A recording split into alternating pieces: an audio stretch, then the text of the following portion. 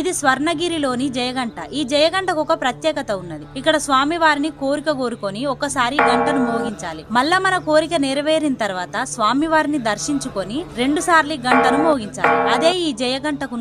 డబ్బుందని గుడి కడితివా, హోదా ఉందని గుడి కడితివా, డబ్బులు ఎక్కైనవని గుడి కడితివే, డబ్బులు సంపాదించనిక గుడి కడితివే, హోదాను నిరూపించుకోవడానికి గుడి కడితివే, షరతులు వర్తిస్తాయి.